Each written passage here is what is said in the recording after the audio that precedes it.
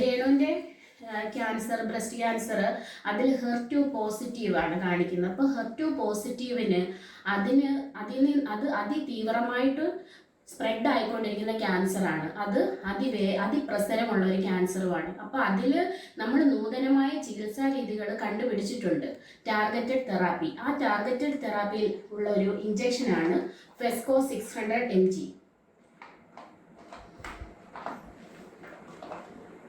ഈ ഒരു ഇഞ്ചക്ഷനാണ്. കാരണം ഇത് ഓരോ കീമോ ചെയ്യുമ്പോഴും കീമോയ്ക്ക് മുൻപായിട്ട് ഈ ഒരു ഇഞ്ചക്ഷൻ നമ്മൾ കൊടുക്കുന്നുണ്ട്. ആ ഇഞ്ചക്ഷൻ നമ്മളത് വാങ്ങുന്നത് ട്രിവാൻഡ്രം മെഡിക്കൽ കോളേജിൽ നിന്നാണ് അത് വാങ്ങുന്നത്. അതിൻ്റെ പ്രൈസ്, ബില്ലും ഇതിൽ എഴുതിയിട്ടുണ്ട്.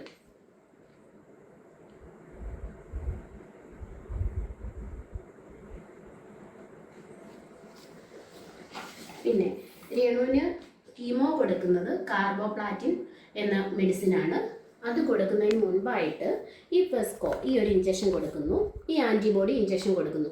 ഈ ഇഞ്ചക്ഷൻ്റെ കാര്യമാണ് രേണു പറഞ്ഞത്. 2 ലക്ഷത്തി സംതിങ് ആണ് ഇതിൻ്റെ വിലയെന്ന്. ഇത് രേണുവിന് മൊത്തം പറഞ്ഞേക്കുന്നത് 6 കീമോയാണ്. 6 കീമോ കഴിയുമ്പോൾ സർജറി. ഈ 6 കീമോയ്ക്കും ഈ കീമോ ചെയ്യുന്നതിനോടൊപ്പം ഈ ഒരു ഇഞ്ചക്ഷനും എടുക്കുന്നുണ്ട്. അപ്പം അതിനകത്ത് ഇന്നും അവർ പറയുന്ന കേട്ടു ഈ ഇഞ്ചക്ഷൻ 5000 രൂപയ്ക്ക് കിട്ടുമെന്ന്. എവിടാണ് ഈ 5000 രൂപയ്ക്ക് ഇഞ്ചക്ഷൻ കിട്ടുമെന്ന് അതൊന്ന് അറിയിക്കുമായിരുന്നെങ്കിൽ ഞങ്ങൾക്ക് അത് ഏറ്റവും വലിയൊരു ഉപകാരമായിരിക്കും. ഈ ഒരു ഇഞ്ചക്ഷൻ 5000 രൂപയ്ക്ക് കിട്ടുവാണെന്നുണ്ടെങ്കിൽ അത് ഞങ്ങൾക്ക് ഏറ്റവും വലിയ ഉപകാരമായിരിക്കും. പിന്നെ അതിനകത്ത് ഓരോ ക്യാൻസർ പേഷ്യൻസ് വിളിച്ച് സംസാരിക്കുന്നതിൻ്റെ വോയിസ് റെക്കോർഡ്സുകളൊക്കെ കിടക്കുന്നുണ്ട്. എനിക്ക് അത്രേ ആയുള്ളൂ, അവക്കതായില്ല, എൻ്റെ ക്യാൻസറിന് ഇങ്ങനെയായിരുന്നു, എൻ്റെ ക്യാൻസറിന് കീമോ ചെയ്തപ്പോൾ ഞങ്ങൾക്ക് ഇത്ര രൂപയായുള്ളൂ. അത് പറയുന്നവരോട് എനിക്കൊരു കാര്യം പറയാനുള്ളത്, ഈ ക്യാൻസർ എന്ന് പറയുന്നത് അത് പല ടൈപ്സ് ഉണ്ട്, പല സ്റ്റേജസ് ഉണ്ട്. അതിൻ്റെ ട്രീറ്റ്മെൻറ്റ് പല ടൈപ്പാണ്. ഇപ്പോൾ HER2 പോസിറ്റീവ് ആയതുകൊണ്ട് മാത്രമാണ് ഈ ഒരു ആൻറ്റിബോഡി ടാർഗറ്റ് തെറാപ്പി ഇവക്ക് കൊടുക്കേണ്ട വരുന്നത്. ഈ HER2 പോസിറ്റീവ് അല്ലാതെ HER2 നെഗറ്റീവായ ഒരു ക്യാൻസർ പേഷ്യൻ്റ് ആണെങ്കിൽ അവർക്ക് ഈ കീമോയുടെ മാത്രമേ ആവശ്യമുള്ളൂ. വീണ്ടും ഞാൻ നിങ്ങളോട് പറയുന്നു, ഈ മെഡിസിൻ ഇതാണ്. നിങ്ങൾ പറയുന്നുണ്ട് കീമോ, ഇതാണ് രേണുവിന് എടുക്കുന്ന കീമോ മെഡിസിൻ. ഇതിൻ്റെ വില അതേണ്ട നിങ്ങൾ കണ്ടോ? ഇതാണ് കീമോ എടുക്കുന്ന മെഡിസിൻ. അതല്ല, ആ മെഡിസിൻ അല്ല. നിങ്ങൾ പറയുന്ന പോലെ പെയിൻ കില്ലറോ രേണു കള്ളത്തരം പറഞ്ഞുണ്ടാകുന്ന അങ്ങനെ ഒരു ഇഞ്ചക്ഷൻ അല്ല ഇത് ടാർഗറ്റഡ് തെറാപ്പി, അതിനുള്ള ആൻറ്റിബോഡി ഇഞ്ചക്ഷനാണിത്. ഇതിൻ്റെ വിലയുടെ കാര്യമാണ് രേണു പറഞ്ഞത്. ഇപ്പോഴും നിങ്ങൾക്ക് മനസ്സിലായോ എന്ന് എനിക്ക് അറിയില്ല. പിന്നെ ക്യാൻസർ വരുന്നത് ക്യാൻസർ പേഷ്യൻസ് തന്നെയാണോ അതിൽ വോയിസ് അയച്ചേക്കുന്നതും എനിക്കറിയില്ല. ഈ ഇഞ്ചക്ഷൻ്റെ കാര്യം നിങ്ങൾ പറയുന്ന പോലെ പെയിൻ കില്ലറോ അല്ലെങ്കിൽ നിങ്ങൾക്ക് 5000 രൂപ കിട്ടിയ മെഡിസിനോ അതാണ്. ഇപ്പം നിങ്ങൾക്ക് മനസ്സിലായി കാണുമല്ലോ, നിങ്ങൾ പറഞ്ഞ മെഡിസിനാണോ ഇതെന്ന് നിങ്ങൾ കൺഫേം ചെയ്തിട്ടാണോ ഇങ്ങനൊരു വീഡിയോ ഇടുന്നതെന്ന് എനിക്കറിയില്ല.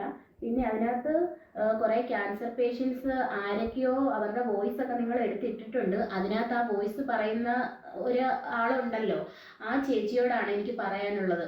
അതിനകത്ത് ചേച്ചി പറയുന്നുണ്ടല്ലോ, എനിക്ക് അത്രേ ആയുള്ളൂ, എനിക്കും ബ്രസ്റ്റ് ക്യാൻസർ തന്നെയാണ്. ചേച്ചിയുടെ ആ ട്രീറ്റ്മെൻറ്റ് റെക്കോർഡ്സും അതിൻ്റെ രേഖകളെല്ലാം ചേച്ചിയുടെ കയ്യിലുണ്ടല്ലോ. ചേച്ചിക്ക് അത് അറിയാമായിരിക്കുമല്ലോ. ചേച്ചി അത് വായിച്ചു നോക്കില്ലേ? ചേച്ചിയുടെ വീട്ടിലുള്ളവർക്ക് അതറിയാം. ചേച്ചി ഒന്ന് നോക്ക്, അതിൽ ചേച്ചിയുടെ ക്യാൻസർ ഏത് ടൈപ്പാണ്, ഏത് സ്റ്റേജാണ്, അതിൽ HER2 പോസിറ്റീവ് ആണോ അതോ നെഗറ്റീവ് ആണോ? ഇതൊക്കെ രേണുവിൻ്റെ ഇത്രയും സംഭവങ്ങൾ, ഇതാണ് രേണുവിൻ്റെ ക്യാൻസറിൻ്റെ ടൈപ്പ്. ആ ടൈപ്പ് തന്നെയാണോ ചേച്ചിക്ക് ഉണ്ടായെന്ന് ചേച്ചി ഒന്ന് നോക്കുക. എന്നിട്ട് വേണം ചേച്ചി പറയാൻ ചേച്ചിക്ക് ആയ മെഡിസിൻ്റെ വില തന്നെയാണോ രേണുവിനും ആകുന്നത്, ചേച്ചിക്ക് കൊടുക്കുന്ന ട്രീറ്റ്മെൻ്റ് ആണോ രേണുവിനും കൊടുക്കുന്നതെന്ന്. രേണു ഹോസ്പിറ്റലായിരുന്നു കള്ളത്തരം പറയും. Back to my channel. രേണുവിനോട് ദേഷ്യമുള്ളവർ പോലും രേണുവിന്റെ ഈ അസുഖം അറിഞ്ഞിട്ട് ഒരുപാട് ആൾക്കാർ രേണുവിനെ സ്നേഹിക്കുകയും രേണുവിന് വേണ്ടിയിട്ട് പ്രാർത്ഥിക്കുകയും ഒക്കെ ചെയ്തിരുന്നു. എന്നാൽ കഴിഞ്ഞ ദിവസം രേണു തന്നെ രേണുവിനോടുള്ള ഇഷ്ടം ഇല്ലാതാക്കും എന്നാണ് തോന്നുന്നത്. കാരണം രേണുവിന്റെ വായിലിരിക്കുന്ന നാക്ക് അത്രയ്ക്ക് ശരിയായിട്ട് എനിക്കും തോന്നുന്നില്ല. കാരണം എന്ന് വെച്ച് കഴിഞ്ഞാൽ കഴിഞ്ഞ ദിവസം രേണുവും ഫാദറും ഒക്കെ വന്നിട്ട് കിച്ചുവിനെ കുറെ നെഗറ്റീവുകൾ പറയുന്നുണ്ട്.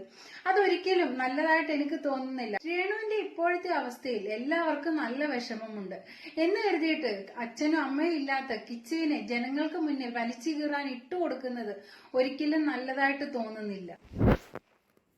എൻ്റെ മെഡിസിനെ പറ്റിയുള്ള വിവാദങ്ങളൊക്കെ ഇപ്പം നടന്നുകൊണ്ടിരിക്കുന്നത് ഞാൻ അറിഞ്ഞു. എനിക്ക് ഫോൺ തരാത്തതുകൊണ്ട് ഞാനിതൊന്നും അറിയുന്നില്ല. ഡോക്ടേഴ്സ് പറഞ്ഞിട്ടുണ്ട് വിവാദമൊന്നും കേൾക്കരുതെന്ന്. അത് എൻ്റെ രോഗത്തിൻ്റെ ട്രീറ്റ്മെൻറ്റിനെ ബാധിക്കുമെന്ന് പറഞ്ഞുകൊണ്ട് എൻ്റെ വീട്ടുകാർ എനിക്കിപ്പോൾ ഫോൺ തരാറില്ല. അപ്പം നിങ്ങൾ ഇതിനെപ്പറ്റി കേട്ടപ്പോൾ തന്നെ എൻ്റെ ചേച്ചി അതിനെപ്പറ്റി ഡീറ്റെയിൽ ആയിട്ട് നിങ്ങളോട് സംസാരിച്ചു. അപ്പം നിങ്ങൾ കുറച്ച് പേരെന്നെ ഉപകാരം ചെയ്തതിൽ ഉപദ്രവിക്കാതിരിക്കുക. എൻ്റെ കുഞ്ഞിനെ ഓർത്ത്, എൻ്റെ വീട്ടുകാരെ ഓർത്ത്, എന്നെ സ്നേഹിക്കുന്ന കുറച്ച് പേരുണ്ട് എൻ്റെ കൂടെ. അവരെ ഓർത്ത് നിങ്ങൾ എന്നെ ഉപദ്രവിക്കാതിരിക്കുക. എനിക്ക് നല്ല തലയ്ക്കകത്ത് വേദനയുണ്ട്. എനിക്ക് ഉറങ്ങി മതിയാവുന്നില്ല. ഇങ്ങനെ എഴുന്നേക്കാൻ പോലും വയ്യാതെ കിടക്കുവാണ്.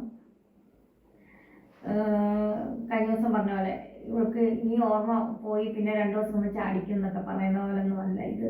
കീമോ എടുത്തു കഴിഞ്ഞാൽ എങ്ങനെയാണ് കുറച്ച് ദിവസത്തിന് ഞാൻ തിരിച്ചു വരണമെന്നുള്ള എൻ്റെ കൊച്ചിൻ്റെ പ്രാർത്ഥന, എൻ്റെ വീട്ടുകാരുടെ പ്രാർത്ഥനയും എന്നെ സ്നേഹിക്കുന്ന കുറച്ച് പേരുടെ പ്രാർത്ഥന കൊണ്ടാണ് ഞാൻ തിരിച്ചു വരുന്നത്.